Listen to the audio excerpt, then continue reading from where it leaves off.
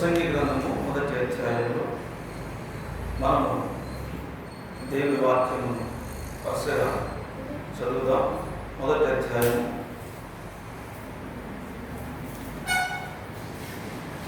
మొదటి వాక్యం నుండి అక్కడక్కడ కొన్ని వచనాలు మనం చదువుకుంటూ ధ్యానించుకున్నాం. దావీదు కుమారుడు యెరూషలేములో రాజునై ఉండిన ప్రసంగి పలికిన మాటలు వ్యర్థము వ్యర్థమని ప్రసంగి చెప్పుచున్నాడు. వ్యర్థము వ్యర్థము సమస్తము వ్యర్థమే. సూర్యుడి కింద నరుడు పడుచుండు వాటంతటి వలన వారికి కలుగుచున్న లాభమేమి? తరమబడి తరము గతించుకోచున్నది. భూమి ఒకటే ఎల్లప్పుడూ నిలుచున్నది. సూర్యుడు ఉదయించును, సూర్యుడు అస్తమించును. తాము ఉదయించు స్థలం మరలా చేరుటకు త్వరపడును. గాలి దక్షిణమునకు పోయి ఉత్తరమునకు తిరుగును. ఇట్లు మరలా మరలా తిరుగుచు తన సంచార మార్గమున తిరిగి వచ్చును. నదులన్నీ సముద్రములో పడును, అయితే సముద్రము నిండుట లేదు. నదులు ఎక్కడి నుండి పారివచ్చునో అక్కడికి అవి ఎప్పుడును మరలిపోవు. ఎడతెరిపి లేకుండా సమస్తము జరుగుతుంది. మనుషులు దాన్ని వివరింప జాలరు. చూచుట చేత కన్ను తృప్తి పొందుచున్నది, వినుట చేత చెవికి తృప్తి కలుగుటలేదు. మునుపు ఉండినదే ఇక ఉండబోనది, మునుపు జరిగినదే ఇక జరగబోనది. సూర్యుడి కింద నూతనమైనదేదీ లేదు. ఇది నూతనమైనదని ఒకదాని గురించి ఒకరు చెప్పును. దీని మనకు ముందుండిన తరంలో ఉండినదే. పూర్వులు జ్ఞాపకములకు రారు, పుట్టబో వారి జ్ఞాపకము ఆ తరము ఉండబో వారికి కలదు. చిన్న ప్రార్థన చేసుకున్నాం. దయగల మా తండ్రి, కృపగల మా దేవ, సర్వశక్తిగల మా ప్రభు, సజీవుడమైన మా దేవ, సర్వాధికారి, మీ పరిశుద్ధమైన గణనామానికి వందనాలు, స్తుతులు స్తోత్రములు చెల్లిస్తున్నాము నాయన. గడిచిన దినాలని మమ్మల్ని మీ ఉచితమైన కృపలో జ్ఞాపకం చేసుకొని ఇప్పటివరకు మమ్మల్ని సజీవులుగా మీ కృపకు పాత్రులుగా మీ ఎదుట ఉదయకాల ఆరాధనలోకి మమ్మల్ని నడిపించారు నాయన. ఇప్పటివరకు మేము సజీవంగా ఉన్నామంటే అది కేవలం నీ కృపే కదా. నీ కృప లేనిదే మేము ఈ లోకంలో జీవింపచాలం. నిరంతరం మా పట్ల మీరు చూపుతున్నటువంటి మహత్తరమైన నీ కృపను బట్టి మీకు స్తుతులు కృతజ్ఞత వందనాలు చెల్లిస్తున్నామయ్యా. ఉదయకాల సమయంలో ఈ పునరుద్ధాన దినమందు ఆదివారం ఆరాధనలోకి మమ్మలను ప్రవేశపెట్టి కొంత సమయాన్ని ప్రభావ నీ సన్నిధిలో గడపడానికి, సహవాసంగా మేమంతా కలిసి నీ సన్నిధిలో స్తుతించడానికి మీరు ఇచ్చినటువంటి ఈ మంచి సమయాన్ని బట్టి, తరుణాన్ని బట్టి మీకు స్తోత్రాలు చెల్లిస్తున్నాము దేవా. మీ వాక్యము బోధించిన ఉండగా మాట్లాడుతున్నది మీరు మీ ఆత్మచేత మాతో మాట్లాడి మా నోటిని మీరు బలముగా వాడుకొని శ్రేష్టమైన మీ మాటలతో మమ్మల్ని బలపరిచి ఆత్మీయంగా ఆదరించమని, కృపతో వర్ధలించమని యేసయ్య పుణ్యనామములో ప్రార్థించి వేడుకొనుచున్నాము తండ్రి. ఆమేన్, ఆమేన్. మంచిది. ఈరోజు ప్రసంగి గ్రంథంలో మరి మొదటి అధ్యాయం మనం చూస్తూ ఉన్నాం. దావీదు కుమారుడును యెరూషలేములో రాజునై ఉండిన ప్రసంగి పలికిన మాటలు. యెరూషలేములో రాజునై ఉండిన ప్రసంగి పలికిన మాటలు. ప్రసంగి ఏమంటున్నాడు? వ్యర్థము వ్యర్థమని ప్రసంగి చెబుతున్నాడు. వ్యర్థము వ్యర్థము సమస్తము వ్యర్థమే, సమస్తము వ్యర్థమే అంటున్నాడు.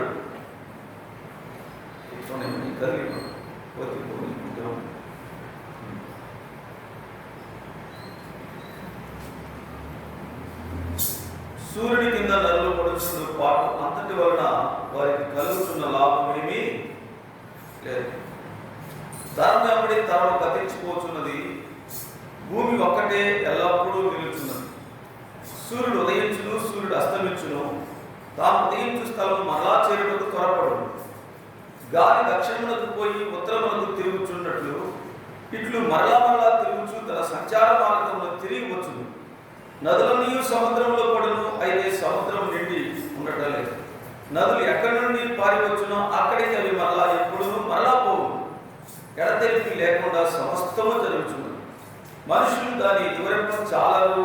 చూచుడ చేత కళ్ళు తృప్తి పడుతున్నది, కానీ వినుడ చేత చెవికి తృప్తి కలగట్లేదు. మునుపు ఉండినదే ఇక ఉండబోతున్నది. చూసారా ప్రసంగి ఎంత జ్ఞానంతో ఇక్కడ వివరిస్తున్నాడు. భక్తుడైనటువంటి ప్రసంగి ఎంత జ్ఞానంతో వివరిస్తున్నాడో మనం చూస్తున్నాం. వ్యర్థము వ్యర్థము సమస్తము వ్యర్థము అంటున్నాడు. ఈ భూమి మీద నరులు పడుచుండు పాటంతటి వలన, ఎవరు నరులు పడుచుండు పాటంతటి వలన ప్రయోజనమేమి అంటున్నాడు. ప్రయోజనమేమి? నిజంగా మానవులకు ప్రయోజనం కలగాలి. మానవులు ఆశించేది ప్రయోజనం, ఏదో ఒక ప్రయోజనం కలగాలి, ఏదో ఒక లాభం కలగాలి. మనుషులు ఆశించేది ప్రయోజనం, ఏదో ఒక లాభం కలగాలి, ఏదో ఒక ఉపకారం కలగాలి. ఈ పని చేస్తే నాకేమి లాభం, ఆ పని చేస్తే నాకేమి లాభం, దీనివల్ల నాకు వచ్చే లాభం ఏంటి, దీనివల్ల నాకు కలిగే లాభం ఏంటి, ప్రయోజనం ఏంటని మనుషులు ఎప్పుడు కూడా ఏం చూపిస్తుంటారు? ప్రయోజనాన్ని ఆశిస్తుంటారు. ప్రయోజనాన్ని ఆశిస్తుంటారు. నాకేం ప్రయోజనం? నీకు సహాయం చేయటం వల్ల నాకే ప్రయోజనం, నిన్ను ఆదుకోవటం వల్ల నాకే ప్రయోజనం, నీకు ఆపదలో ఉన్నప్పుడు నిన్ను ఆదుకోవటం వల్ల నాకు వచ్చే లాభం ఏంటి? ఇట్లా మానవులు లాభాన్ని ఆశించి, ప్రయోజనాన్ని ఆశించి చేస్తూ ఉంటాం. అయితే ఇక్కడ ప్రసంగి అంటున్నాడు, మనుషులు పడే ప్రతి పాటు, ప్రతి పని వల్ల మనిషికి ప్రయోజనమైంది. పొద్దున్నే లేస్తున్నాం, మన పనిలో మనం బిజీగా వెళ్ళిపోతున్నాం, మళ్ళీ సాయంత్రం వస్తున్నాం, పడుకుంటున్నాం, లేస్తున్నాం, తింటున్నాం, పడుకుంటున్నాం. ఇలా ఈ జీవిత యాత్ర ఎల్లప్పుడూ మనం కొనసాగుతూనే ఉన్నాం. పుట్టిన మొదలుకొని మరలా చనిపోయేదాకా ఈ భూమి మీద మన యొక్క ప్రయాస ఎల్లప్పుడూ కొనసాగుతూనే ఉంది. ఈ భూమి మీద మానవుని యొక్క ప్రయాస ఎల్లప్పుడూ కొనసాగించబడుతూనే ఉంది. అయితే ఈ మానవుని యొక్క ప్రయాస ప్రయోజనమైనదా? ఈ మానవుని యొక్క ప్రయాసలో ప్రయోజనంగా ఉందా?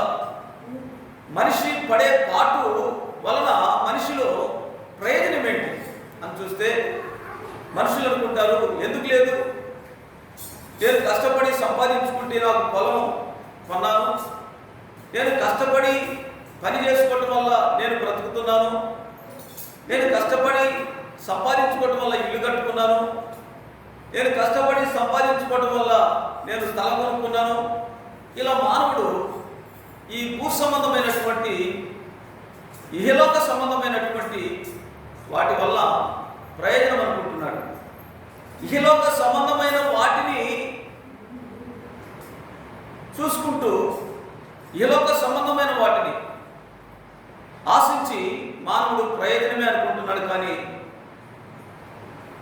దీనికన్నా ఒక ప్రయోజనమైనది ఒకటి ఉంది, దీనికన్నా విలువైన ఒక ప్రయోజనం ఒకటి ఉంది. మానవుడు తెలుసుకోలేనటువంటి, గ్రహించలేనటువంటి, ఎరగనటువంటి అమూల్యమైన ఒక ప్రయోజనం ఉంది. ఆ ప్రయోజనం ఏంటంటే, దేవుడు నిన్ను భూమి మీద ఎందుకు పుట్టించాడో, దేవుడు నన్ను భూమి మీద ఎందుకు పుట్టించాడో మరలా తిరిగి ఆయన యొక్క రాజ్యంలోకి మనలను చేర్చుకోవడానికే కదా అని. చూడండి, మనము జీవిస్తున్నాం, మరణిస్తున్నాం. జీవించినంత కాలం భూమి మీద జీవిస్తాము, మరణిస్తాము. మరణంతోనే జీవితం ముగింపు అనుకుంటున్నాం. ఈ లోకంలో మనం జీవించిన జీవిత కాలము, ఈ జీవిత యాత్ర ముగించిన తర్వాత మనం మానవ యొక్క ప్రాణానికి, మానవ జీవానికి, మానవ ఆత్మకు ఎటువంటి ప్రయోజనం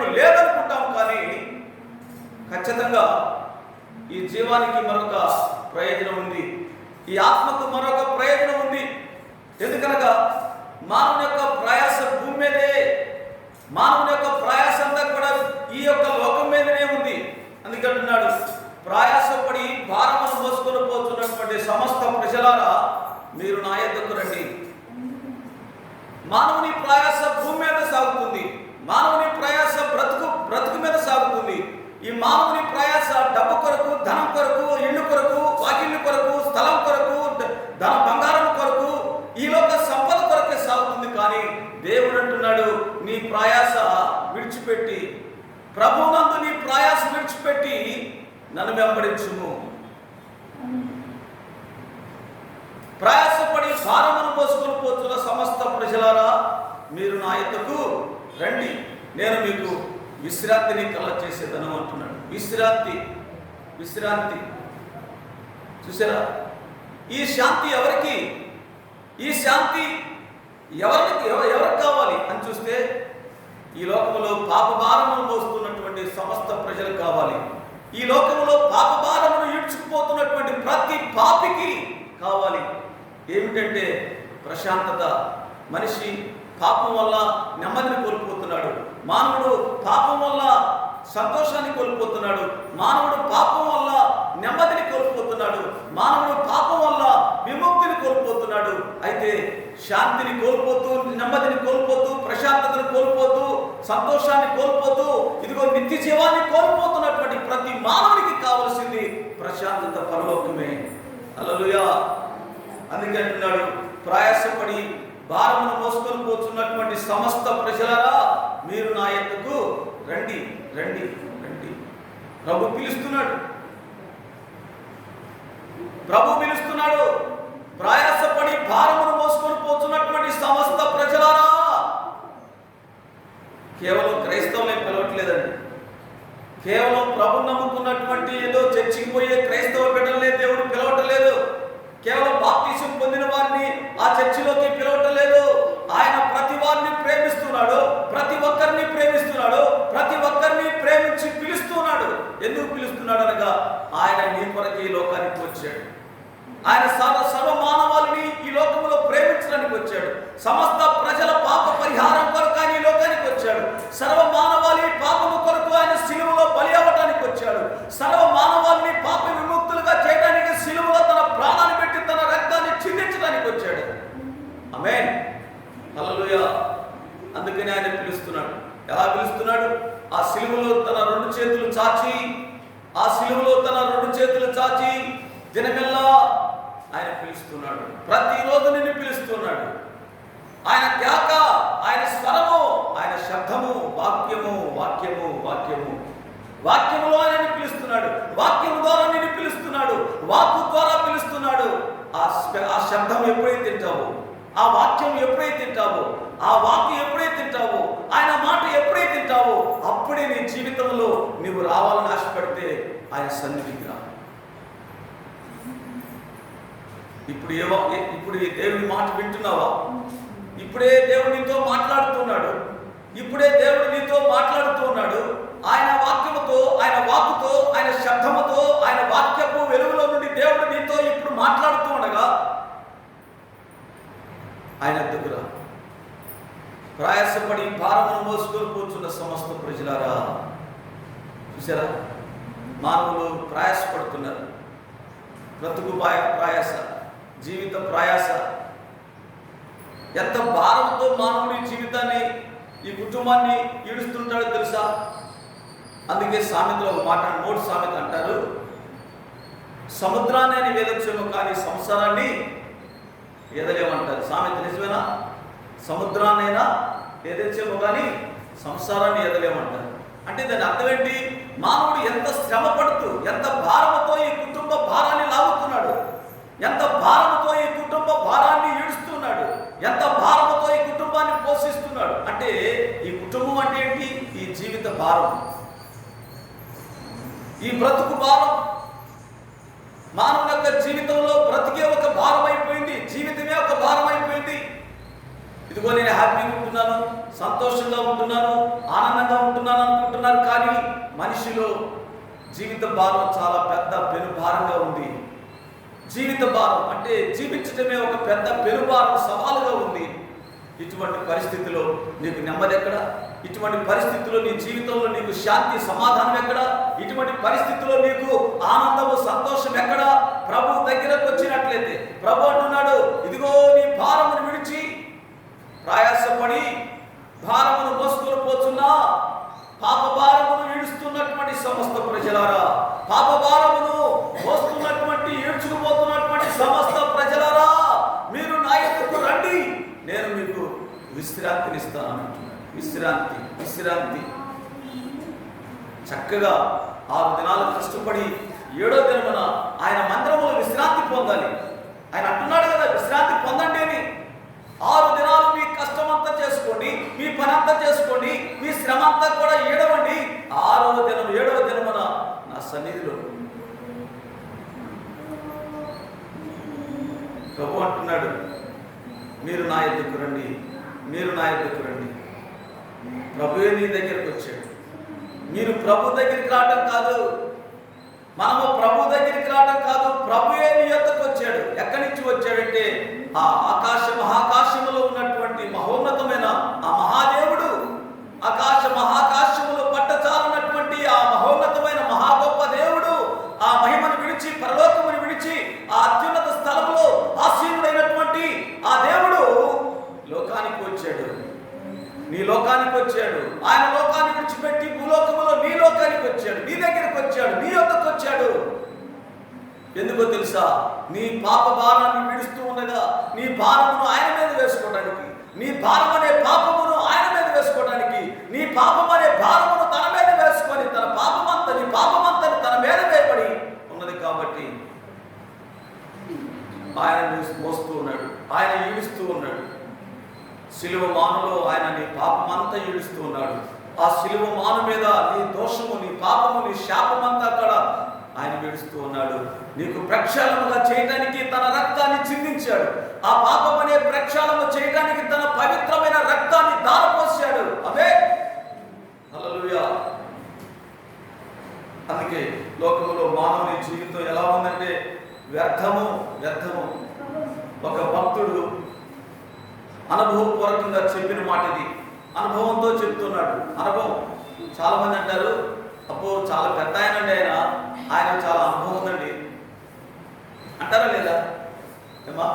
ఏమంటారు? ఆయన చాలా పెద్ద ఆయనండి, చాలా అనుభవించాడు, అనుభవం చాలా ఉంది అంటారు. అనుభవం అంటే ఏంటి? ఎక్స్పీరియన్స్. ఎక్స్పీరియన్స్ ఇంగ్లీష్లో ఎక్స్పీరియన్స్ అంటారు. ఆ ఎక్స్పీరియన్స్ని అనుభవం అంటారు. ఈ అనుభవం అనేది 1 రోజు 2 రోజుల్లో రాదు. కొన్ని సంవత్సరాలు ఈ జీవిత భారాన్ని చూస్తూ, ఈ కష్టాలు, ఈ శ్రమలు, ఈ లోకమంతా కూడా తను దిగమింగాడు, నమిలి కక్కాడు. మనం కూడా పుట్టిన మొదలుకొని 40 ఏళ్ళు వచ్చినా, 50 ఏళ్ళు వచ్చినా, 60 ఏళ్ళు వచ్చినా, 70 ఏళ్ళు వచ్చినా, 90 ఏళ్ళు వచ్చినా, మనము బ్రతికిన ఈ జీవిత కాలంలో మనకున్న అనుభవంలో మనం చెప్తూ ఉన్నాం. మరి మన పూర్వీకుడైనటువంటి ఈ యొక్క ప్రసంగి సొలొమోను కూడా ఏమంటున్నాడంటే, ఈ ప్రసంగి అయినటువంటి సొలొమోను ఏమంటున్నాడంటే, ఇదిగో వ్యర్థము, వ్యర్థము, వ్యర్థము. ఎందుకు? ఆయన అనుభవించే చెబుతున్నాను అంటున్నాడు. అనుభవించి చెబుతున్నాను. ఈ జీవితాన్ని అనుభవించే నేను, ఈ బ్రతుకు అనుభవించే నేను, ఈ పాపం అనుభవించే నేను. ఏమండి? మన పూర్వీకులు, పెద్దలు అనుభవించి చెబుతున్నారు, ఎక్స్పీరియన్స్తో చెబుతున్నారు. కాబట్టి ప్రియులారా, ఏమని చెబుతున్నాడు ఇక్కడ మనం చూసినట్లయితే చూద్దాం. వ్యర్థము, వ్యర్థమని ప్రసంగి చెబుతున్నాడు. వ్యర్థము, సమస్తము వ్యర్థమే, సూర్యుని కింద నరులు పడుచుండు పాట అంతటి వల్ల మనకి ప్రయోజనం ఏమి? ప్రయోజనమేమి? ఏ ప్రయోజనం? నువ్వే ప్రయోజనం అని చెబుతావు? నీకు 50 ఏళ్ళు వచ్చినాయి. ఈ జీవితం వల్ల నీకు వచ్చిన ప్రయోజనం ఏంటంటే, ఆయన అంటాడు, నాకు ఎందుకు ప్రయోజనం లేదు, నాకు 3 కొడుకులు, నాకు ఇద్దరు పిల్లలు, వాళ్ళు మంచి ఉద్యోగాల్లో ఉన్నారు, మంచి వ్యాపారంలో ఉన్నారు, మంచి కోట్లు సంపాదించి పెట్టాను, వాళ్ళకి లక్షలు సంపాదించి పెట్టాను, పొలాలు సంపాదించి పెట్టాను, ఇక నాకు కావాల్సిందేంటి అంటాడు. నీవు నీ కొడుకులు సంపాదించినా, నీ కొడుకులను